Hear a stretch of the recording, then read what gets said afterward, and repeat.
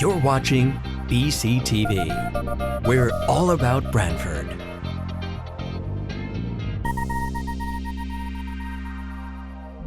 You're watching BCTV, Brantford Government Television, a service of Brantford Community Television. This program is brought to you in part through the support of the town of Brantford. Good evening, everyone. It is 5:30 p.m. Tuesday, October 15th, 2024. I'd like to bring the regular meeting of the Board of Police Commissioners to order. First item on the agenda is approval of minutes from the September 9th meeting. Do I have a motion to approve those minutes? I'll make a motion. I'll second. All in favor? Aye. Second item is report of the chief. All right, good evening, everyone. This month you had a lot in your packet there. Included was the annual report. As you know, that runs the fiscal year, July to July. So for the public and for those that haven't had a chance, I'll just give you a quick rundown on some things. Overall, we're pretty steady in all the areas that we measure, but the drug overdoses showed down 28% in that fiscal year. Year to date, we're at 26 now. We are showing a little bit of a trend downward, so keep our fingers crossed on that. Mental health is very slightly down 3%. We're still at about that average of 450 crisis mental health calls a year, or if we even look at the calendar, the fiscal year, it matches up also. Unfortunately, the domestic violence, it is trending up. It stays. It's about 16% up. 115 domestic violence calls where an arrest is made for domestic violence. So that's a fair amount. And if you overlay that with 300 additional calls for service related to the family disputes, and again, those are fairly steady there. Now, the stolen cars, this is a moving target because a crew can come in and we can get 2 or 3 in a night. We can get 2 or 3 a day, depending on what's going on. So overall, that is showing a trend down. But when you just take a snapshot of different months, I don't think that we feel that. I don't think the perception or the reality of what we're seeing. But overall, that is moving in a very good direction. Total arrests for the department were up 10% at 578 arrests. The majority of these are all public order crimes, assaults, larcenies, and motor vehicle accidents were down 16% in that span for a total of 700. Again, that's encompassing serious accidents, minor property damage on public roads, as well as property damage in our shopping areas and private property. As far as the monthly report, you have that. I won't go into that for the sake of time. Again, it's going to mirror, and you're going to see some of the trends. There are some outliers still within there with those coding that changes that we talked about. So if you see those significant disparities, that's more than likely what it's attributed to. As far as from September, some cases of interest. We made an arrest on a 17-year-old juvenile in a stolen car for purse snatching. Again, in some of that data, the purse snatchings are down, but you're going to see a spike because I believe we had 3 of them last month. Predominantly Walmart, common theme, stolen cars, juveniles, multiple crimes throughout New Haven County. In this case in particular, we were able to get a description out. New Haven PD assisted us, and one of the offenders was wearing the same clothing in proximity to the car. We were able to put a case together and arrest that juvenile. Again, the precautions with these, a lot of them are also out of the carts. So you put the bag or the purse on the baby cart part where the baby normally would sit, and you go to open your trunk, and they will literally drive right by and grab it, or they will grab it from you. So be very cognizant of where and when. If you do put your purse in your car, do not leave it in the front seat. Don't leave it visible. Put it in your trunk. And if you can, kind of consolidate the things you need, if you digital, your credit card, it's kind of what you really need, your keys, your phone, think of that. So when you're out shopping, just be cognizant of that. Our detectives have been very, very busy. They've been doing a lot of really good work, a lot of follow-up on some serious cases. I'll highlight a couple. You may recall there was a lot of media attention. We had a violent assault and essentially a torture of a victim here in town. It was committed by 2 juveniles and a 22-year-old man from Hartford. The laundry list of felonies include robbery, sexual assault in the first degree, and kidnapping, and a host of other felonies, a extremely long list of felonies. This was a great effort by the initial responding police officers. The patrol officers did a great job, engaged with our detectives. They put together not only some forensic evidence, as well as interviewing some involved parties. Very, very in-depth case. Last I checked, all 3 are still incarcerated at this point. And that was a very good team effort. Our thoughts are with the victim. Just a simple way to say a very heinous crime. It was tough. Also, the detectives were able to make an arrest of a courier that was engaged in scamming a Branford resident out of a tremendous amount of money. A 31-year-old male from Fresh Meadows, New York, was taken into custody. When he came, we set it up where they came to get more money from the victim. He was charged with larceny, larceny first degree, telephone fraud, and conspiracy to commit larceny. So how this one and others that they've had some success work is that you'll get like a text message from someone that says hello, and you engage with them, and at that point they'll spin it that, oh well, I was looking for so-and-so, but I have this opportunity for you, and they will invest a tremendous amount of time learning about you, getting information from you, and they will build up a good amount of rapport before they actually will start their fraudulent or their criminal activity. So in this case, after gaining some trust, they offered the victim an opportunity to invest and went through great lengths to make him believe that this was a legitimate proposition.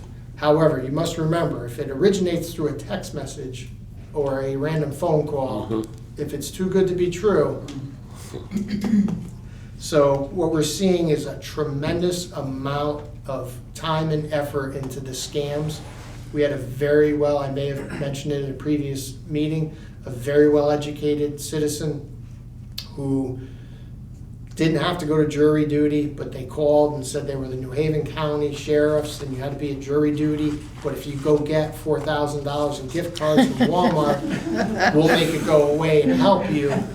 Unfortunately, they were so good and so persuasive, this person started to engage in that conduct and actually lost a couple thousand until we could get down there and intercept it. So again, I addressed some of our senior citizens at a meeting last week, and one of the things that I think is, it's not a fancy public service announcement, but you're always raised to be polite and believe, like, how about adapt more of it being just rude. If you get an unsolicited phone call, hang up, don't take it. If someone's asking you personal questions, don't give them details. If it's too good to be true, stay away from it. This was a tremendous amount of money, and the investigation's continuing. The money's never going to get recovered, but at least really good work by the detectives. Excuse me, Jeff. Yep. Chief, are they targeting any specific age group or? Blanket, the elderly are always, Yeah. their grandson, granddaughter scam, they're in jail, they're in school, they need that. But it's across the board, and they'll make whether it's 1,000 email attempts, 1,000 calls, if they just get one, they often get. So gift cards, wire transfers, police departments do not take gift cards for bond money. We don't take wire transfers for bond money. If your loved one is in jail and they say that you need to do that, then hang up the phone, call the actual police department. But you have to be careful because sometimes they will provide you a number. And that number will come up on the caller ID as whatever agency they're representing. So do your due diligence. Don't believe everything at face value. Lastly, on the side of the detectives, they have an ongoing case right now. There was 2 cases of robbery and sexual assault at a massage parlor here in town. They have a warrant for a lone suspect, and that should be going through court, and we should have a conclusion to that. Very in-depth case on their part, working with many other agencies.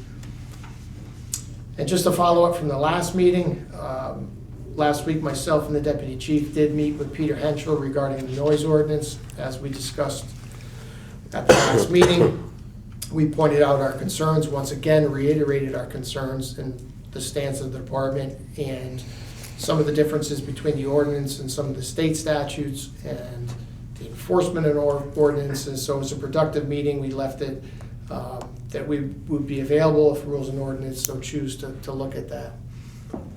And lastly, been working with the superintendent on formalizing an actual MOU for a school resource officer for their school system. Basically, the state laws have changed over the years, and for that type of program, there is a state mandated memorandum of agreement or memorandum of understanding between the 2 agencies. So we're digging into that to see what that would look like and getting some drafts and working with, he's working with the Board of Ed on that. So more to come. Chief, would that be at every school, or is it just No, high it school? would just be the high school. It would just be the high school.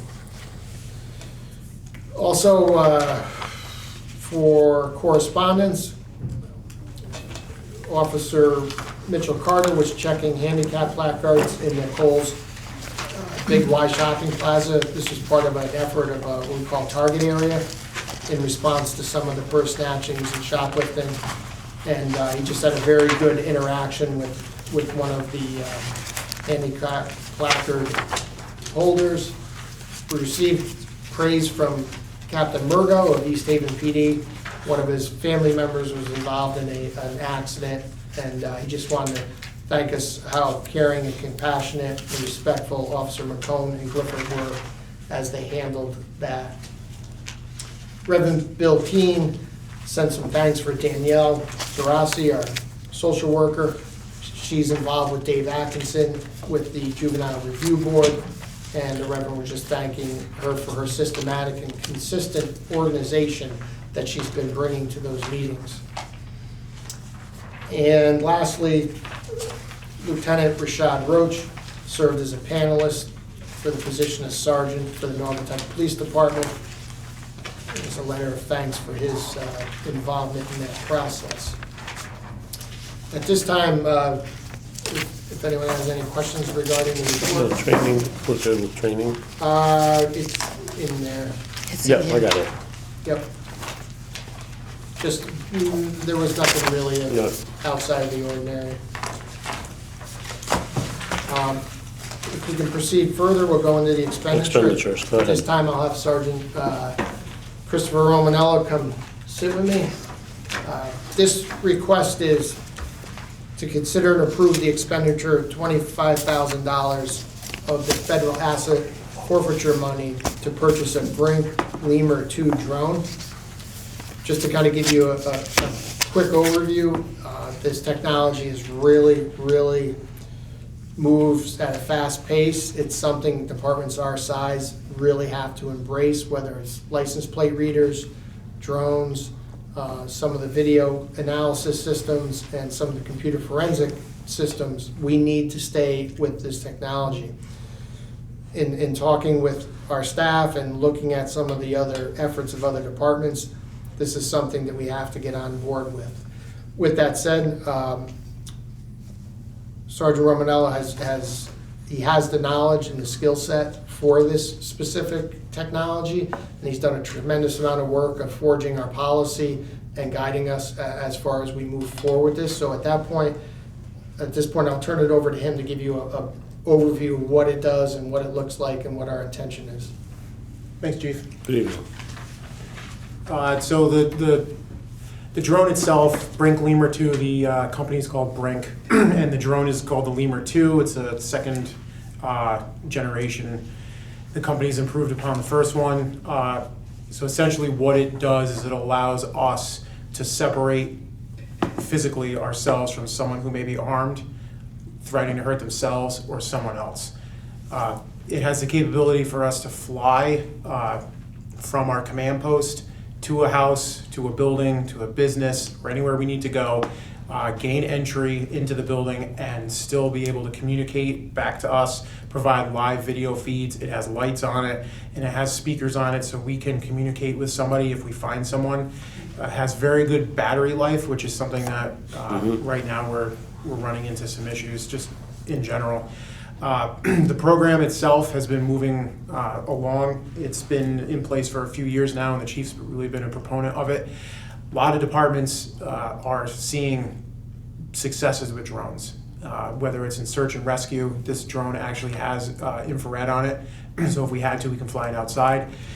States, municipalities, courts around the country are seeing positive uses of these, and they're saying, okay, you avoided a use of force, you avoided a potentially serious situation by having this drone. Getting eyes inside of a building, getting eyes in an area, a live view, better information taken in gives us better decisions and then more positive outcomes. This drone is a significant step up in the program right now from the two that we have. They are DJI Mavic Minis. I'm sure you're aware if you're watching the news. DJI is in a little bit of hot water with the country in general, so we may not have access to those much longer. They're also recreational items. They served the purpose for what getting the program up and running and doing what we could with them, but these drones, or this particular drone, is a significant increase in capability for us, and we've seen success with its use in North Haven not that long ago with that operation. So if you have any questions, I'll be happy to answer them. Yes? How big is it? It's a little bit bigger than the size of a shoebox. So I would say the back of one of these chairs is about how big it is. Weighs about 5 to 7 pounds because of all the equipment. It's designed for law enforcement use. It's not a toy. So it's a little bit beefier. It's got protection on it and all the equipment that it carries. So it's a little large. How does it get into a building? I don't understand. If someone is like barricading themselves in there, how do you? So there's a couple ways. First is there's a case where we had in Guilford where the responding officers actually left the door open. They heard some suspicious activity upstairs. They backed out. Okay. They left the door open, and they were able to go in. We look for open windows. This particular drone has a glass break tool on it, a little thing that spins on the front, and it could break glass. And once you get in, if it gets caught in a curtain or anything, it has the ability to right itself and flip itself back over. So it can get in that way as well.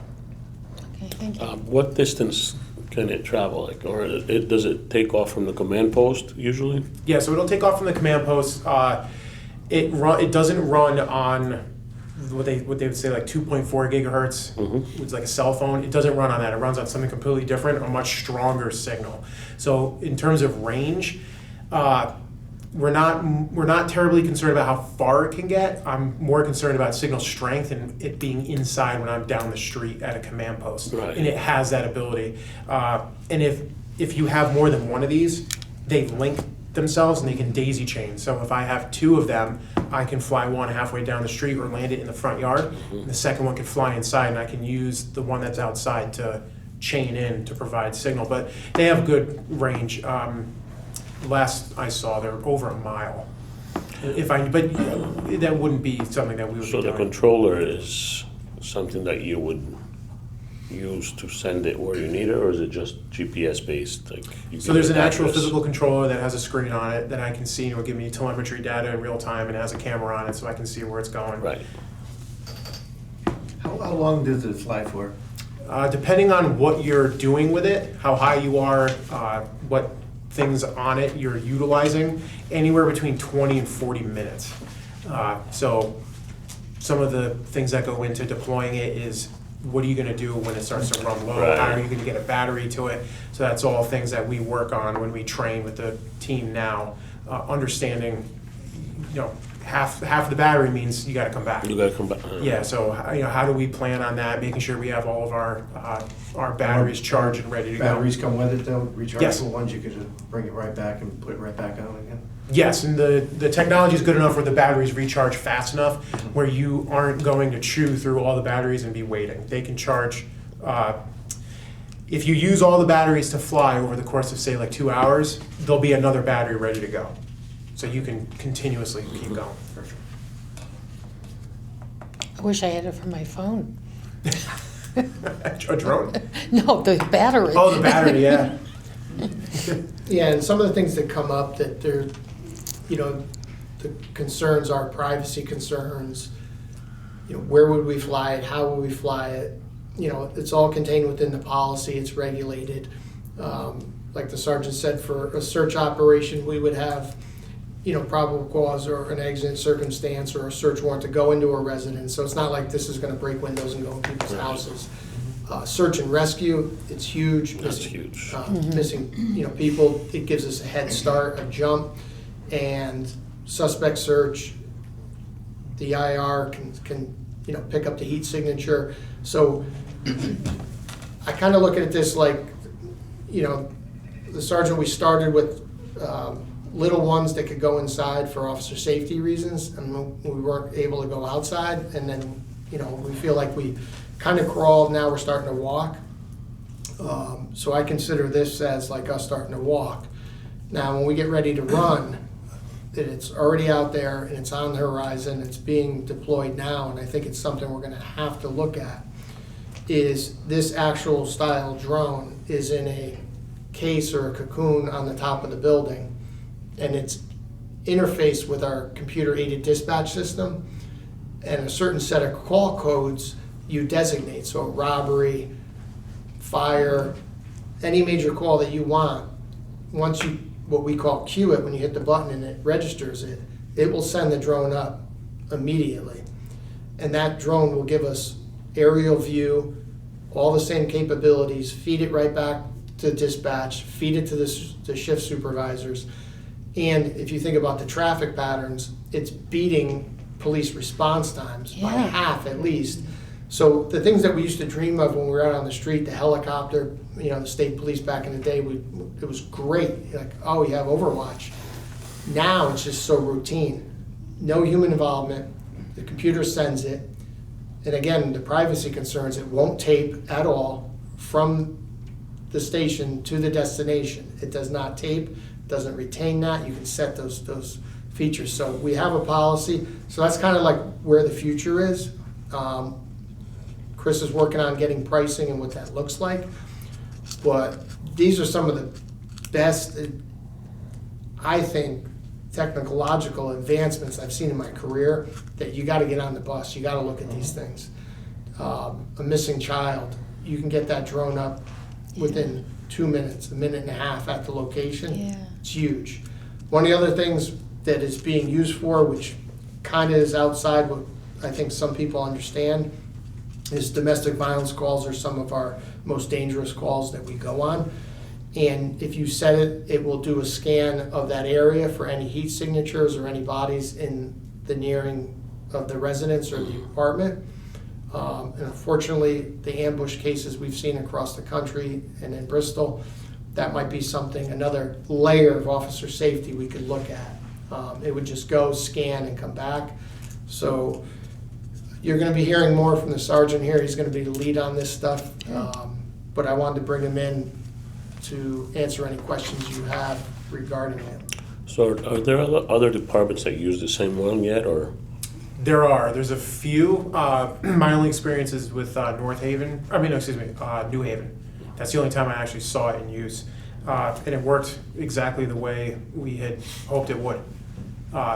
It got beat up in the process, and the company stood behind it, said, yep, that's exactly why we make it the way it Oh. is, and they sent them a new one right away. Yeah, Perfect. part of Yeah. this is automatic replacement. Yeah, so automatic replacement, it's not, the drones that we had, I would say, they're essentially toys. They're something that you would give to somebody and they would fly around and have for fun.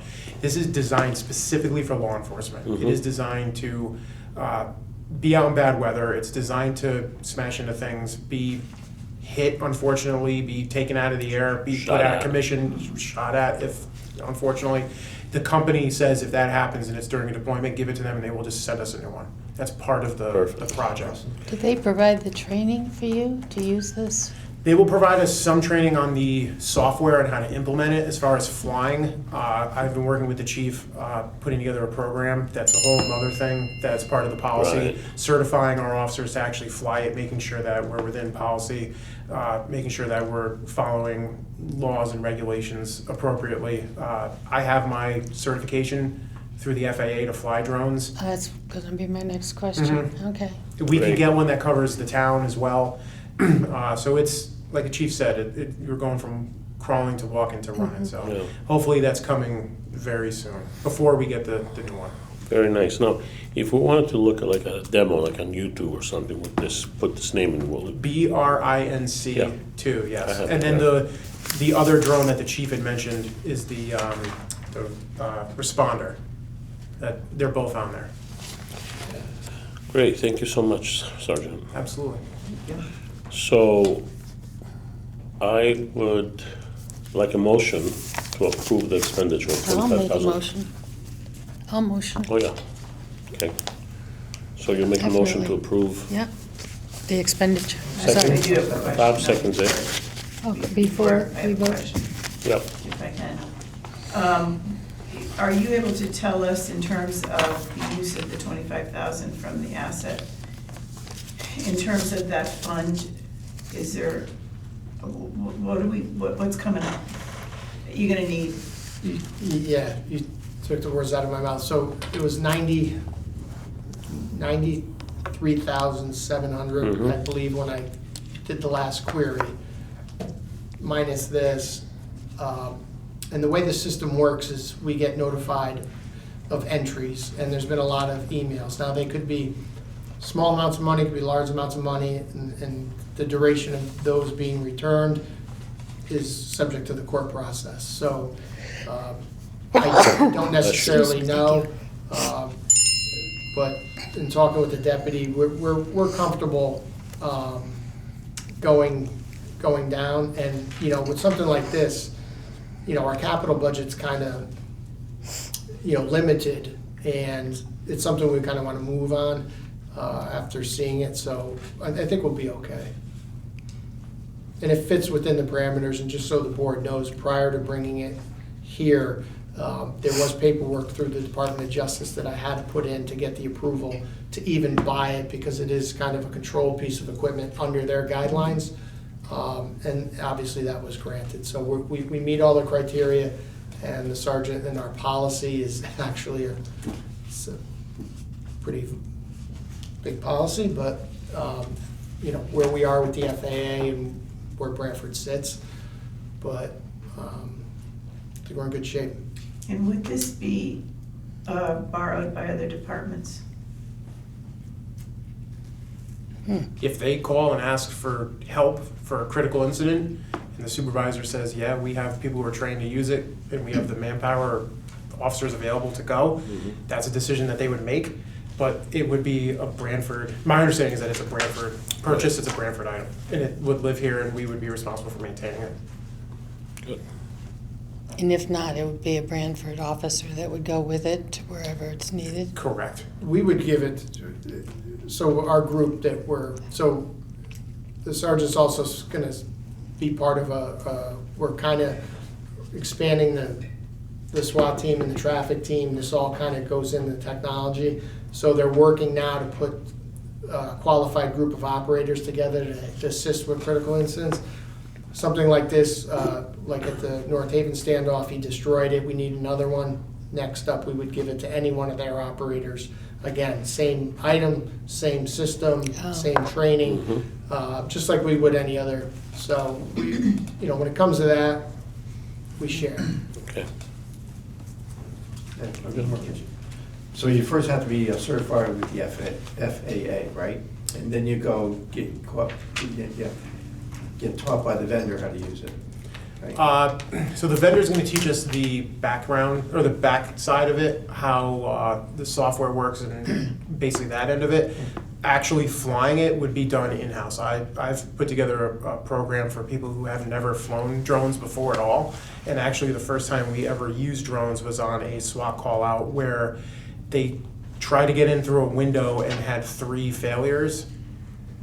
Our detective, who I trained, got in through the window the very first time, was able to land it on a dresser and identified a weapon next to a gentleman who was passed out on a bed. That information was fed to the SWAT team. They knew what to do. They had all the information. That's actually the house that the door was left open.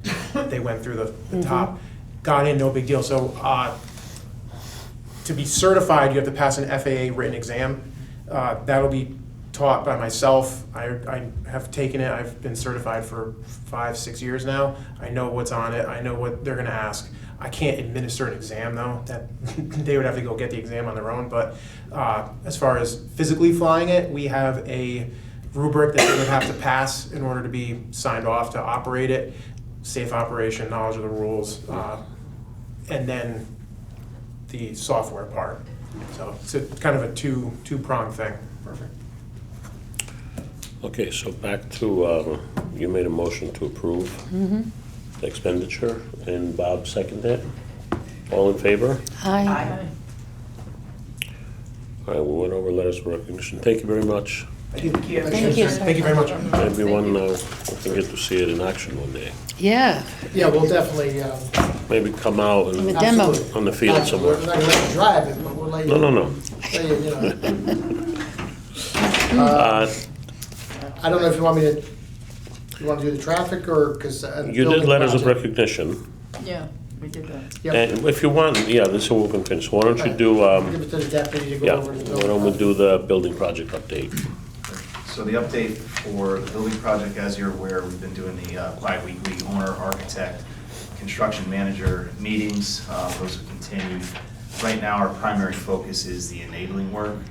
So this room here will be our dispatch center, as we said. There's a lot of work that's going into that, and between moving the state 911 lines, Norcom, Motorola stuff.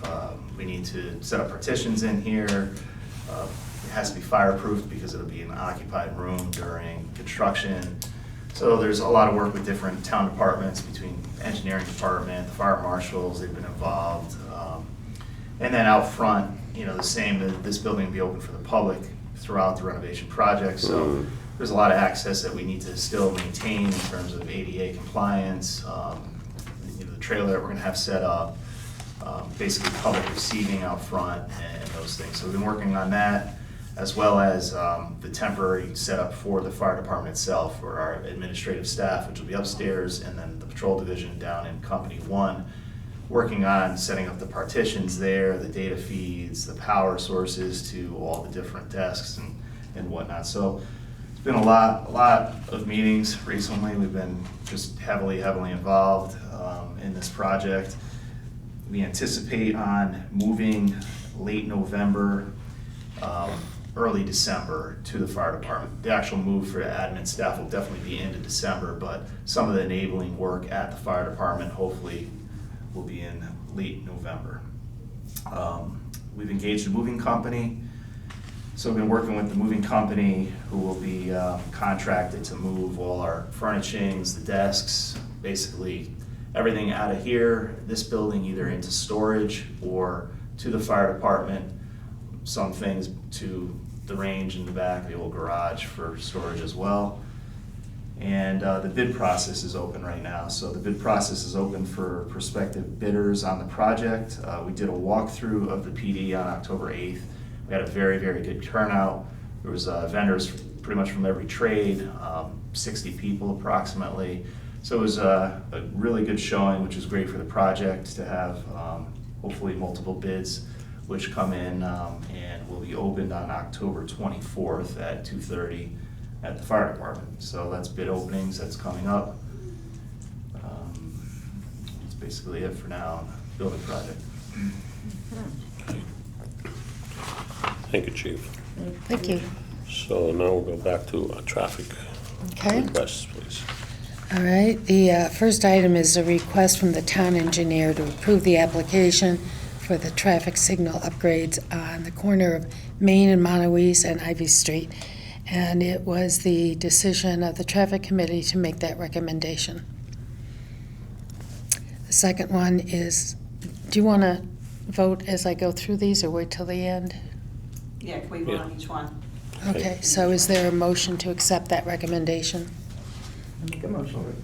I'll make some, you made a motion? Yep. Bob seconded it. All in favor? All in All favor? in favor? Aye. Okay. Second one is a request for stronger traffic enforcement on Kirkham to include speed bumps. The traffic committee did not approve the use of speed humps, as they are not part of our guidelines, excuse me. But we did agree to recommend a stronger radar and citation effort on that street. Is there a motion to accept this recommendation? I'll make a motion. I'll second. All in favor? Aye. Okay. Request for a second speed bump near the supply ponds. This was something that was miscommunicated somewhere along the lines. The traffic committee today did make the recommendation to approve a second speed bump for the supply pond area. Is there a motion to accept this recommendation? Make a motion to accept. Is there a second? Second. All in favor? Aye. Next is a request to have a crosswalk installed at South Monoese and Toole Drive. This is not a yes or no situation. It requires further evaluation and information. It was the traffic committee's recommendation before going to the state, since it would be on a state road. We will discuss this with the engineering department here in town.